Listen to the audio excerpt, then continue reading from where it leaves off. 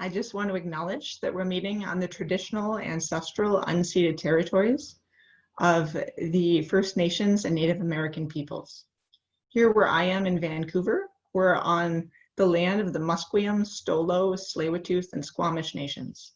But I know where many of you are, you're on the land of other nations as well.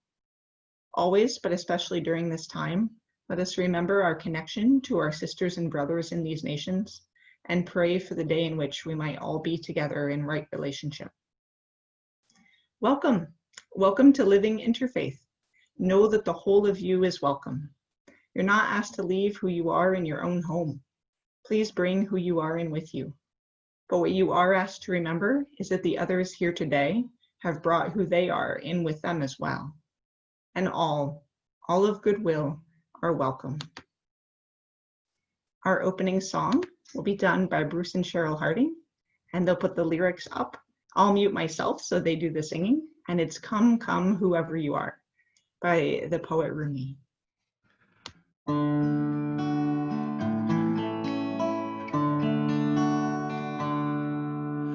Come, come, whoever you are, wanderer, worshiper, lover of leaving, ours is no caravan of despair. Come yet again, come.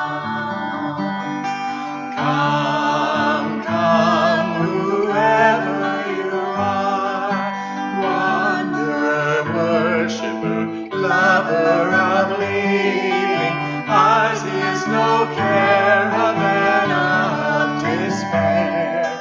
Come yet again, come. Come, whoever you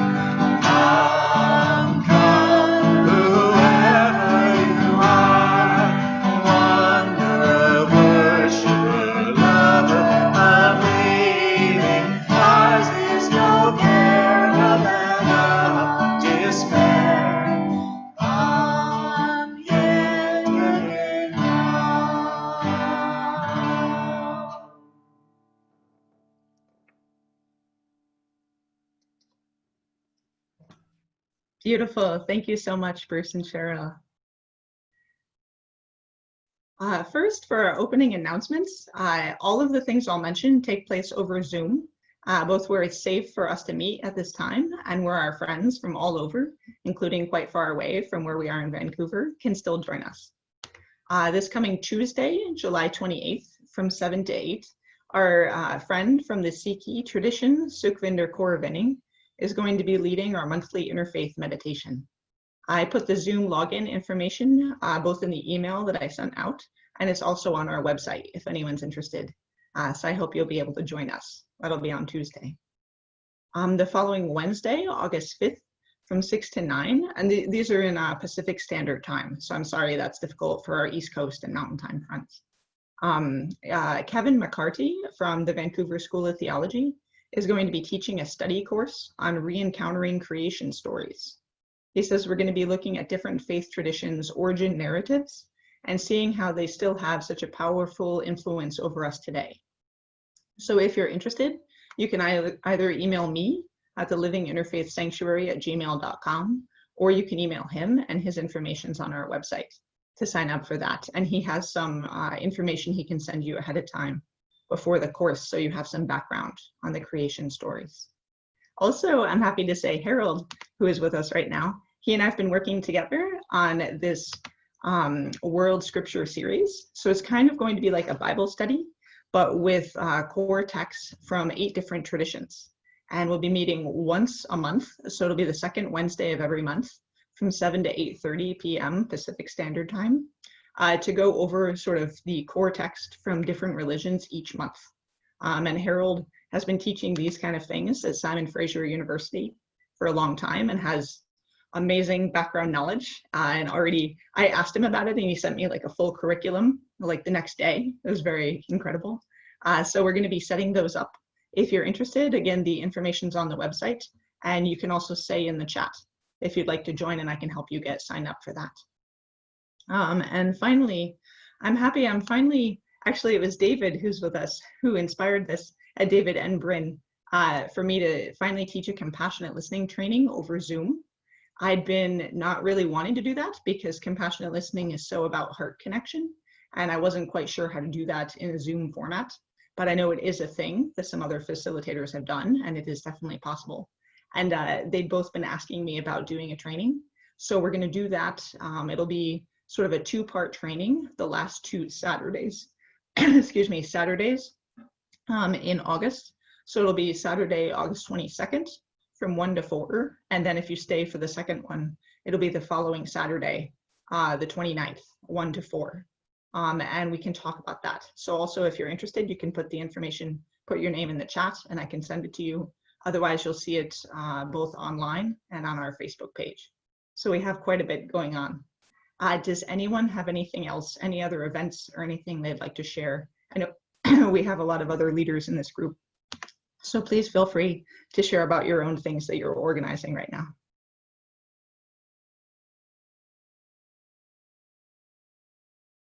Okay, thank you so much.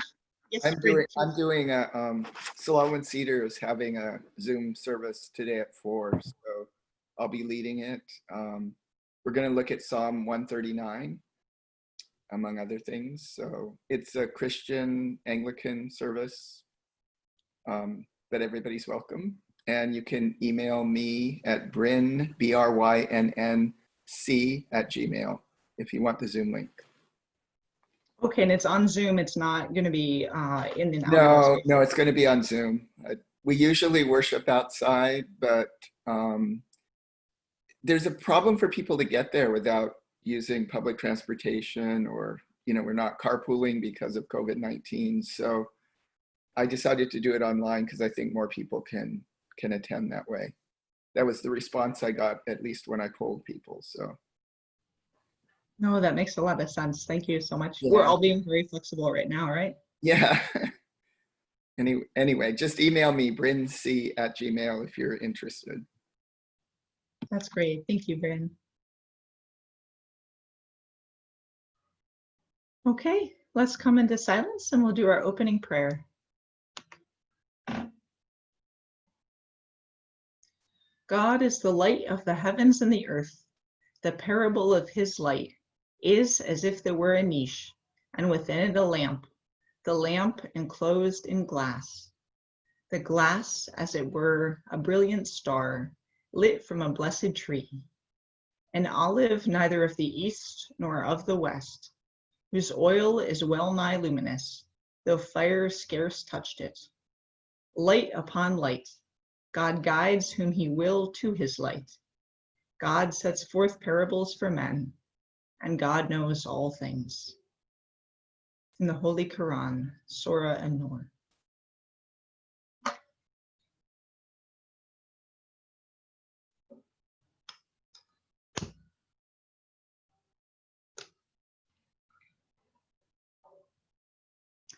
O humankind, verily you are ever toiling on towards your God, painfully toiling, but you shall meet God.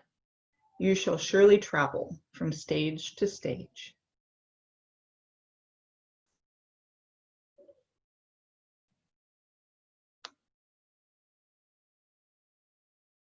Now, if you'll join me in a passing of the peace, this is where I will unmute everyone. And if you say something like peace be with you to the group, Assalamu alaikum wa alaikum assalam. Assalamu alaikum, everyone. Thanks so much for joining us today. Walaikum assalam. Alaikum assalam. Thank you. Peace be with you. Be with you. Assalamu alaikum, everyone. Peace be with you. Peace be with you. Peace be with all of you. Allahu Akbar. Peace to everyone.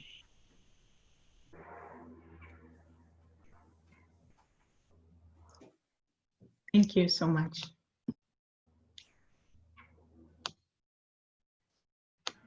And now Bruce and Cheryl.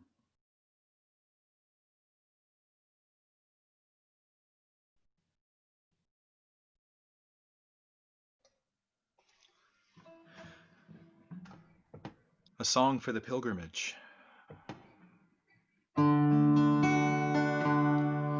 Labbaik Allahu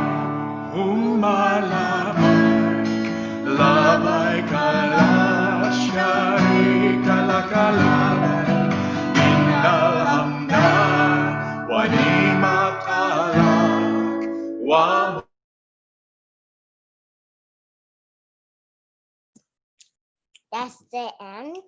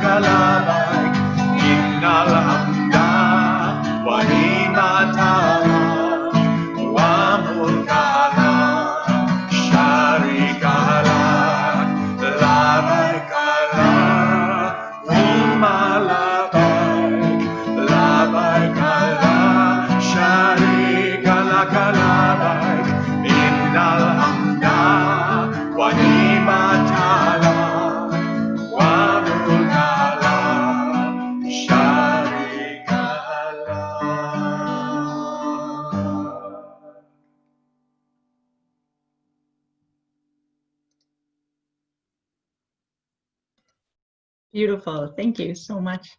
And that's actually the prayer that someone says when they're about to set forth on Hajj. I found that it's fun. My job is very fun for many reasons, one of which is I get to research the different prayers and the things that people say and use to meditate on during their different holy days. Thank you so much. That was beautiful. So now I'm very, very excited to turn it over to Sheikh Nasir Zaidi. He's a dear friend of mine, and he's agreed to be with us. For those of you who missed this earlier, we're going to do this a little bit backwards today because Nasir is always very in demand. So he has another speaking engagement at 11. So he's going to give the talk now, and then he'll leave us later, not for political reasons, but because he has another thing to go to. So Nasir, thank you so much. It's all yours. Yeah, hi all. Thank you very much, Catherine, for inviting me for such a very important topic. So as you all know that I'm going to discuss the spiritual aspect of Hajj, and we are discussing more spiritual aspect as it's more important and related to our interfaith gathering as well. But in the beginning, I just wanted to mention that this has always been an issue, and then we are always talking and discussing that whenever we are going for our pilgrimage, not house of God only, but there are some holy shrine in different countries like Syria, like Iraq, Iran, and other places. So Muslims are always traveling and they are worshipping there, and they are going these shrines and seeking forgiveness and praying there. But the important thing, and I'm always including in my speeches, is that we have two types of journeys. One is physical journey, and the second is spiritual journey. Most of the time, our journey is more physical, and we physically go somewhere and we pray and we seek forgiveness and everything. But we need to see that what we are getting out of it. How we can say that this was also my spiritual journey, that morally, ethically, spiritually, what kind of change I can observe in my personality. So these things are always important, and we are, I would say, we are paying less attention to this very important aspect, that what is the wisdom behind that, why we should do this one. So today I'm going to discuss spiritual aspect of this very important act of worship in Islam.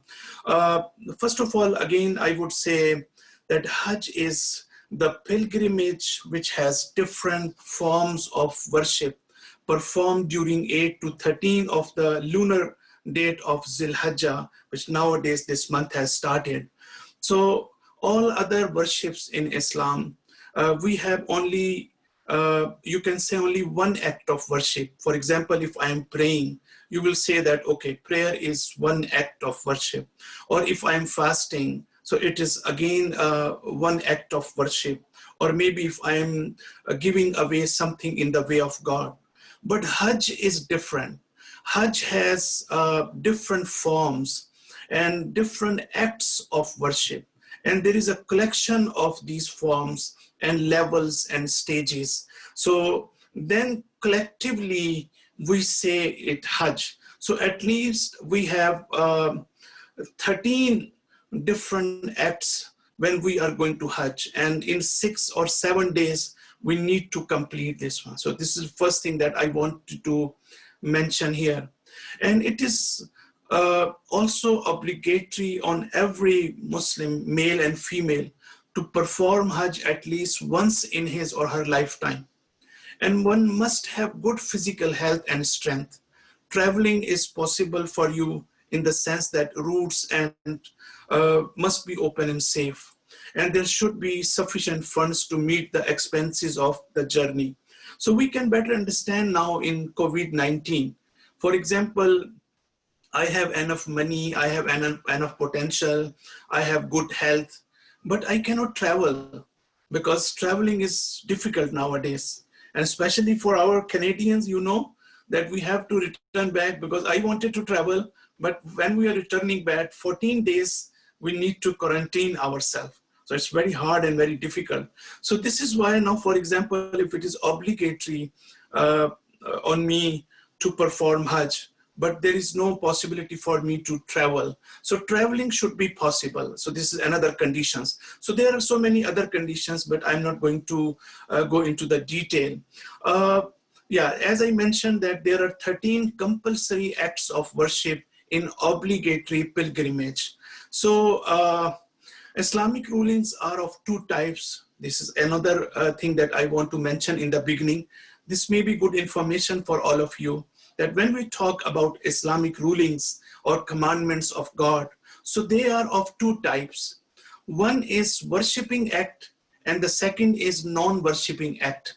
So some of our religious rulings are related to worshipping act and some are related to non-worshipping act. So it means that worshipping acts like prayer, when I want to pray 5 times, this is worshipping act. If I'm fasting, this is worshipping act.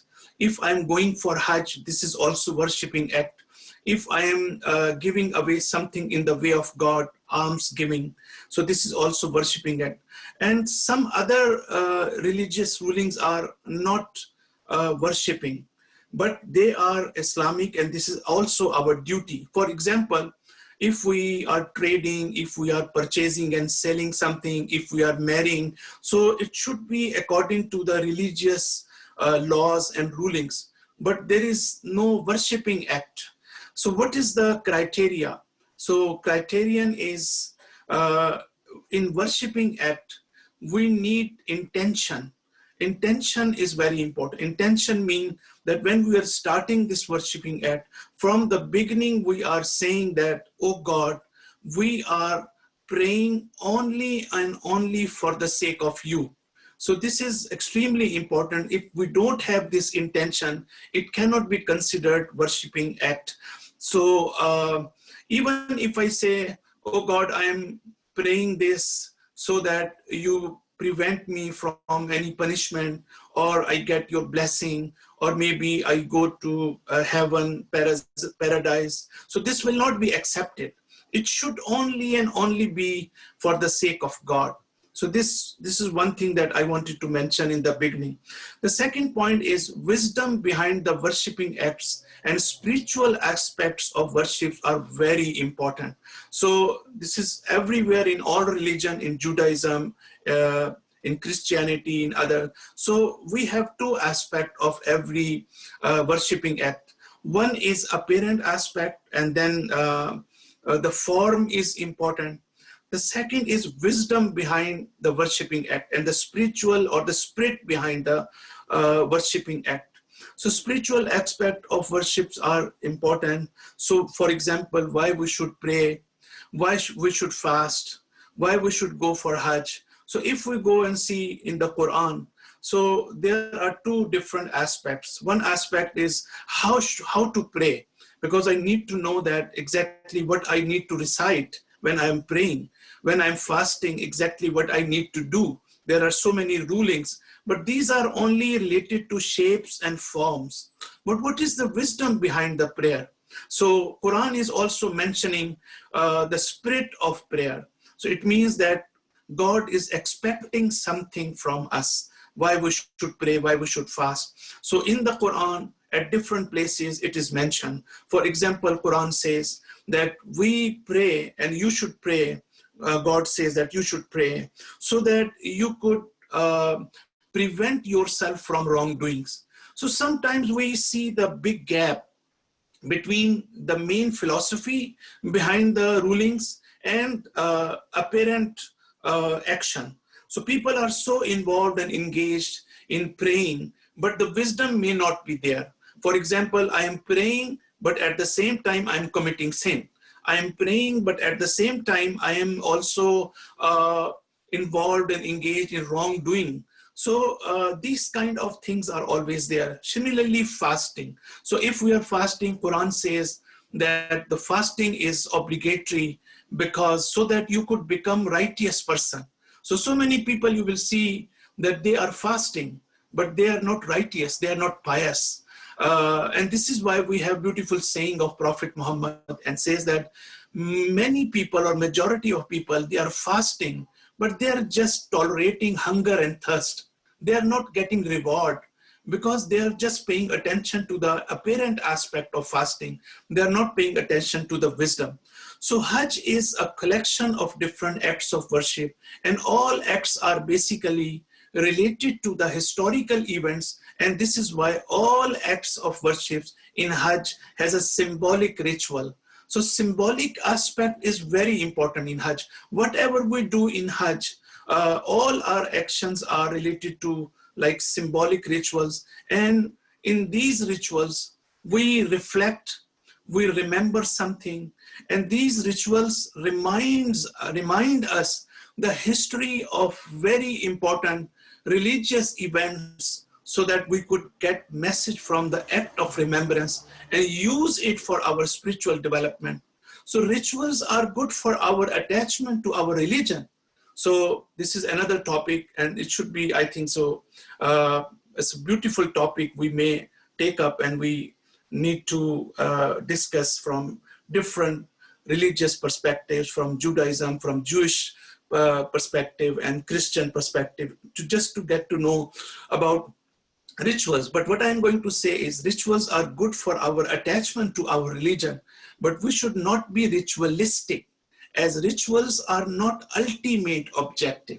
This is a problem that we are normally facing, that we become ritualistic.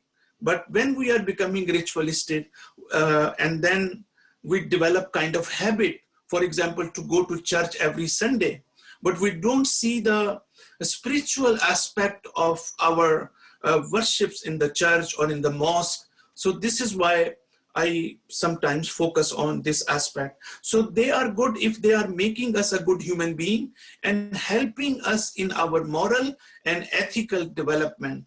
So the main spiritual aspect of Hajj is that we get experiential knowledge. So experiential knowledge, again, without going into the detail, experiential knowledge is totally different from the knowledge we are getting from the speeches of like priests or clergies, or we are reading something, some books, and we are getting knowledge. It is totally different. Experiential knowledge, you are practically and experiencing something, and which cannot be like theoretical knowledge. And we learn to purify our worships, that they should be only for the sake of God. So you know that, for example, as a clergy or as a scholar, I'm speaking to public and to my community members, and I'm saying to them, okay, oh people, you should always be only for the sake of God. But this is totally different. They are listening theoretically and theologically. But when we are going for Hajj, we are experiencing how to purify our worships, and they should be only for the sake of God. And sometimes other intentions or maybe other worldly and material intention mix up in our worship. For example, I'm going to church. Why I'm going there? Not because of God, because people should watch me. People should observe and see that, oh, this is a good person, very noble person, and he's going always church, he's religious, he's spiritual. But my intention is not pure. So this is why this aspect is important when we go to Hajj. And Hajj teaches us the true sense of submission to God. Muslims are not allowed to involve in any worldly activity. Even they are not allowed to use perfume. At the time of Hajj, when you are going there, you are not allowed to have any worldly activity there at all. So if you are involved, so this is why, there's a good spiritual environment. We can better understand how we can purify ourselves, how we can detach ourselves from worldly life. So we practically experience that God is all forgiving. All of us, we know that God is merciful, God is forgiving, and theoretically and practically, we really know this one. But feeling of forgiveness and how merciful is God is very important after performing this religious duty. And we also feel that God is with us. I'm talking about feelings. I'm not talking about any theoretical or theological aspect. When we go for Hajj, we have the feeling of forgiveness. We have the feeling of the presence of God in my life. So feeling of that God is with me. We know that God is always with us, but how we can develop this feeling of have this feeling. So when we go for Hajj, we can understand the feeling of presence of God is totally different from knowing God theologically. So we also see the best example of unity. Millions and millions of Muslims come around the world from different walks of life in every corner of the world, from different cultures, from civilizations, but you find the true feelings of unity and get the opportunity to think and feel above racial, social, cultural aspect. And in the eyes of God, we are all equal and as a human being. So we have beautiful Quranic verse I'm going to recite for you. So God says in the Quran, O mankind, we have created you from a male and female, and we made you into races and tribes so that you maybe identify one another. Surely the noblest of you in God's sight is the one who is most pious of you. God is all-knowing and all-aware. So you know that the criterion is piousness or righteousness. If you are righteous, then you are close to God. If you are not righteous, if you are not pious, for example, I'm from Canada, someone saying I'm from US, I'm from this race, from this nation. So this is good for us to introduce ourselves. But it should not be more than this one. This should not be causing superiority. So I should not feel that I'm superior over others. But if God says that you are noble, you are righteous, then in my eyes, you are the best one. So now let's see some practical examples. So first, we already have understanding in our biblical text. So we know the story of what we say Hagar.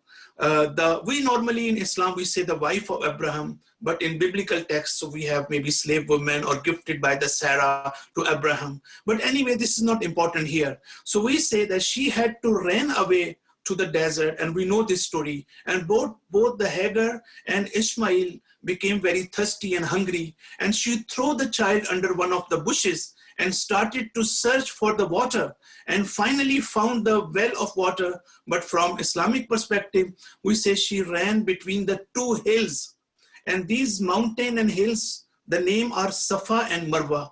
So she ran between these mountains 7 times looking for signs of water or help. So she would see the mirage, the effect of water, kind of illusion. And then she was running. When she would go to one mountain, she would see the effect of water in the other mountain. So 7 times she was running between these 2 hills. So this is a beautiful story that we have. And then all of a sudden, the angel dug into the ground with his heel. So Ishmael was child and baby at that time, according to Islamic perspective. And because of thirst and hunger, he was hitting the earth with his heel. And all of a sudden, we say water came gushing out. Later, we say that personified by all Muslims in Hajj. So this is what we are replicating and we are copying. And this is what we just, now, the important thing is, what is the spiritual message? So spiritual message, wisdom behind this, why we are performing these rituals. So Hagar was tirelessly going through the hardships, but did not give up the hope. God helped her from the way she never thought about that. You know how much this message is beautiful. And this is spiritual message. And this is nothing to do with Islam and Muslims. For everyone, whether you are Christian, you are Buddhist, you are Jew, whatever you are, all of us are experiencing this in our life. Sometimes we understand that there are so many possibilities for us. We are praying, we are struggling. But sometimes we feel that God is opening a door for us, which we have never thought about that. God is helping us from the way, which is totally different, that we never thought about that. So we are getting this message from there. And the second message is living between the hope and fear. Another very important principle, which is theological principles. Maybe another time I will just explain it, but we should always be hopeful of the mercy of God, the grace of God, but at the same time, we should be fearful of our sins and mistakes. The third message is Hagar story is one of the hardships, endurance, and ultimate hope and patience. So when we run between these 2 mountains in Hajj, we are reminded of the struggle she faced. And when a spring burst for offering holy water. So, you know, when we are going Hajj, we are bringing this holy water, which is called Zamzam. So this part of Hajj serves as a reminder that as we go through the trials and tribulations, afflictions of life, things will get better. And for indeed, with hardships will be ease. So this is a verse from the Quran. So Quran says, there is always ease in the hardships, not after the hardships. Quran says that hardships are apparently you see at surface, but if you go to the deeper levels, you will see that there is no hardship, there is a ease. So this is another aspect.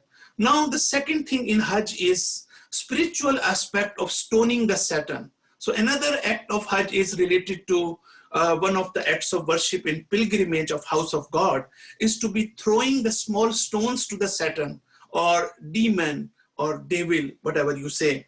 So there are 3 pillars which are considered greater, middle, and smaller Saturn. It is the symbol of fighting against our inner demon. It is the fighting against our evil and immoral deeds. At this time, our intention should be to purify ourselves, and intention should be to cultivate virtues and good moral qualities and to be careful of satanic deceptions and temptations. So it also teaches us as we throw these stones, we remind ourselves that we are ultimately stronger than Saturn. And although he was tempting us, it is up to us to seek refuge in God from his evil. So the last point is, which is again related to one of the acts of worshipping. So we are slaughtering an animal. So again, Muslim honor and remember the act of Abraham when he had dreamed that he was sacrificing his son. He took his dream literally. So from the day first, if we go into the little bit details, I'm not going there, but from the day first, God didn't want him to slaughter practically his son. He didn't want this one, but he wanted to see how much Abraham is submissive to God, how much he is acting upon the commandment of God. Only this aspect was there. Anyway, so when one slaughter a sacrifice, one is reminded of the great event when our prophet Abraham submitted to the commandment of Allah by sacrificing his son Ishmael.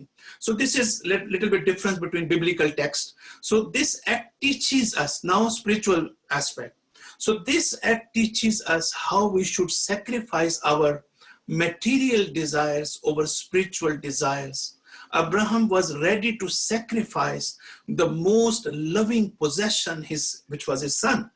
And important to know that physical act of sacrificing is just a ritual, is just a tradition, is just a sacred practice.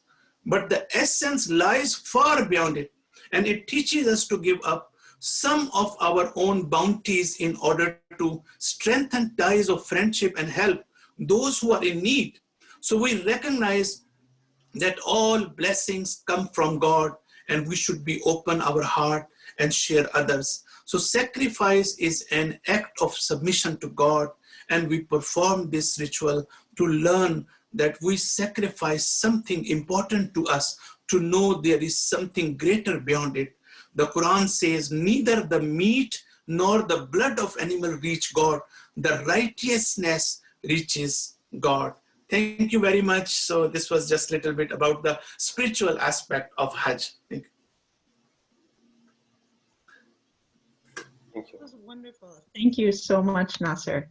I really appreciate it. So great hearing from you. So thank you. I just want to leave now because I have another lecture and I have to just a little bit preparation as well. So thank you very much, all of you, and inshallah talk to you later on. Thank you. Bye-bye. Thank you. Bye. Always so great to see you. Thank you, Nasir. Oh, let's just take a moment, finish taking that in.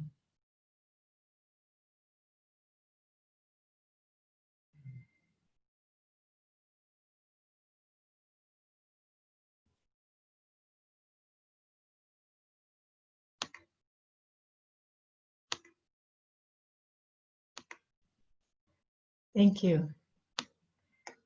Now, if you'll join me in our joint affirmation. We come together in peace. We sing together in joy and with love. We worship together in one house, a house with names beyond number.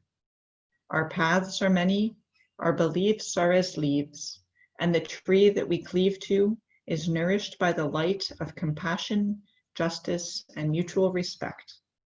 May our lives, our beliefs, and our actions help to bring about the world of love we all seek, and let it begin here.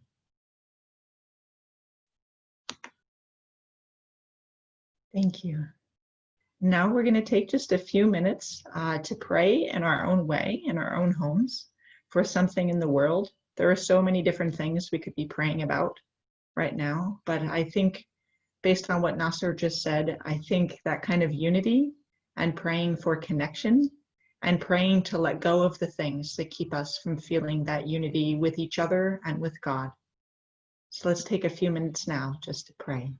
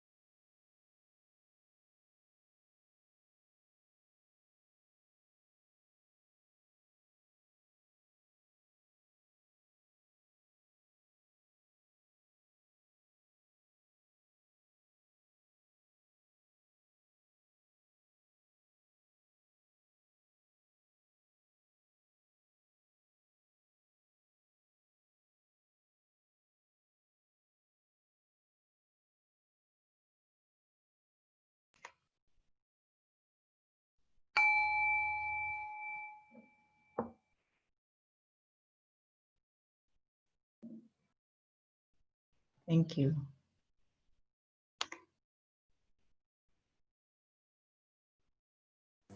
Bruce and Cheryl.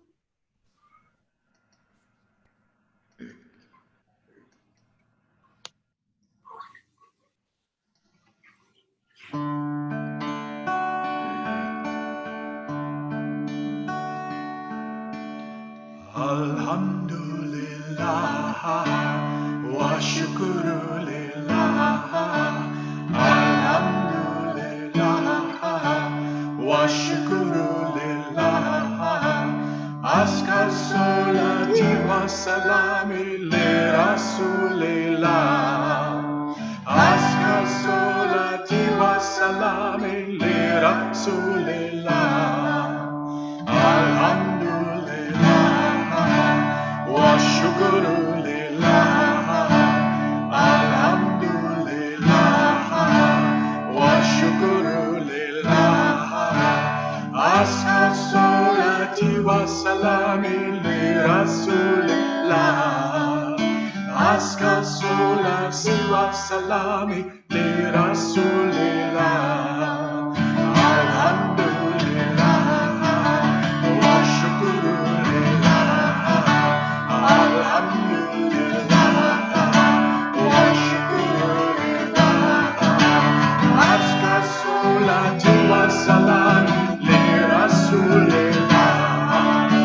Askar salati wa salam li rasulillah. Alhamdulillah wa shukru lillah.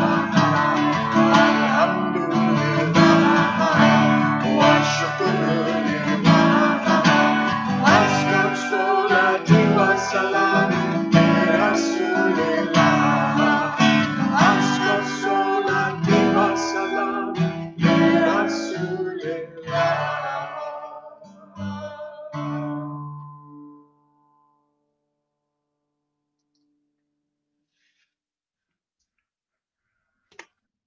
Beautiful. Thank you so much. And also, this is when I'll say that normally we would pass a basket around if folks wanted to donate to the sanctuary. I was saying to, I think, my dad, that our costs did not go down as much as you'd think because we had a really good rate on our rent, and now we pay for Zoom instead. And we still pay for Bruce and Cheryl, who are fantastic, their accompaniment, and for Eloisia and all her help. So donations are appreciated, but also if you have other organizations that need money at this time and need some help, please let us know. Also put them in the chat, and we'd be happy to donate, because that's the hope, right? Is that we all support each other, and that was part of the idea in forming this community. Is then if we know about what different kinds of initiatives our communities are doing, how can we support each other and come together in that way? So I hope we'll be able to do that. So please feel free to add those in the chat or mention them at this time.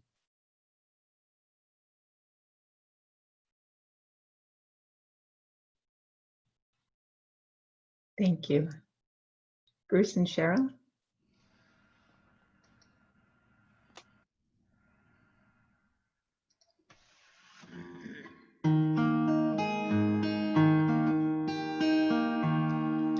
From you I receive, to you I give. Together we share, and from this we live.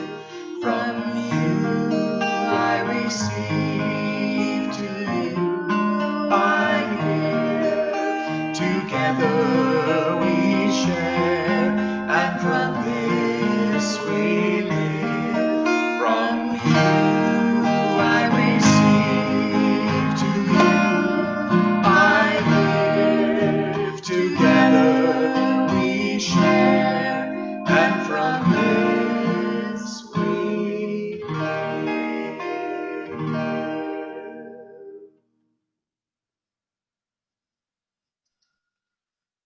Thank you so much. So I know it is just after 11, so I will keep this very short. But if we just come into silence now, we can do a quick Sufi meditation.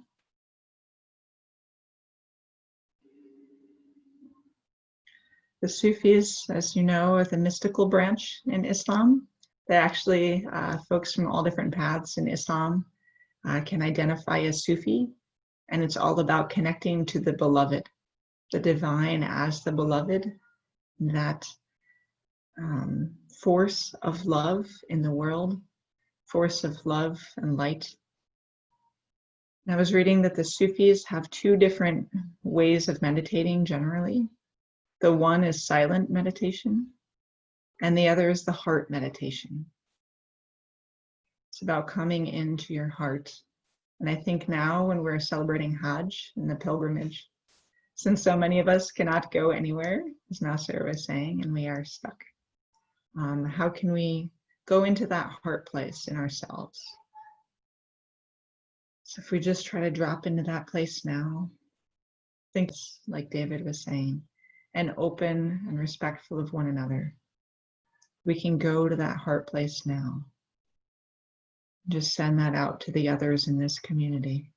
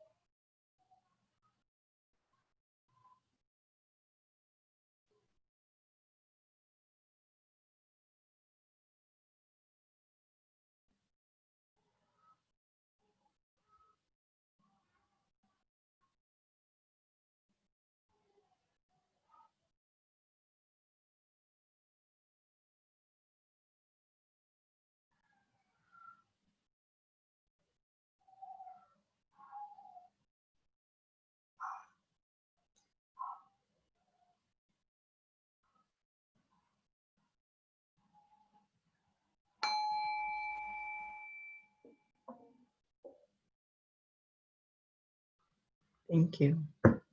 My very favorite poem is by the Sufi poet Hafiz.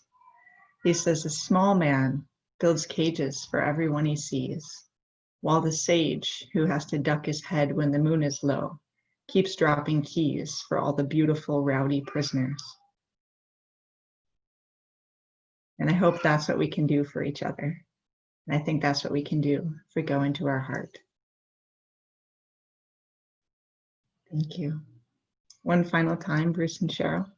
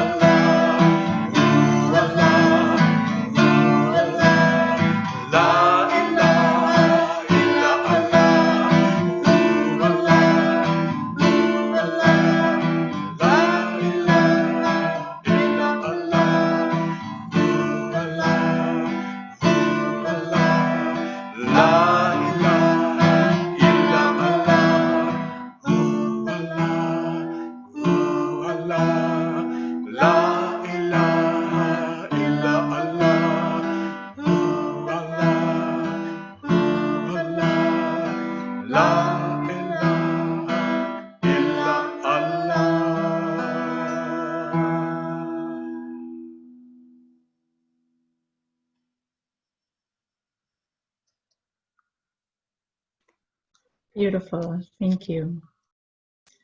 Let us all go now in love and peace, and going to that space in ourselves, making our own pilgrimage out of the things we want less of in our life now, away from that hatred and that kind of self-righteousness and that ego that Sheikh Nasir was speaking of. and going to that place where we can really find God in one another. Let's go now.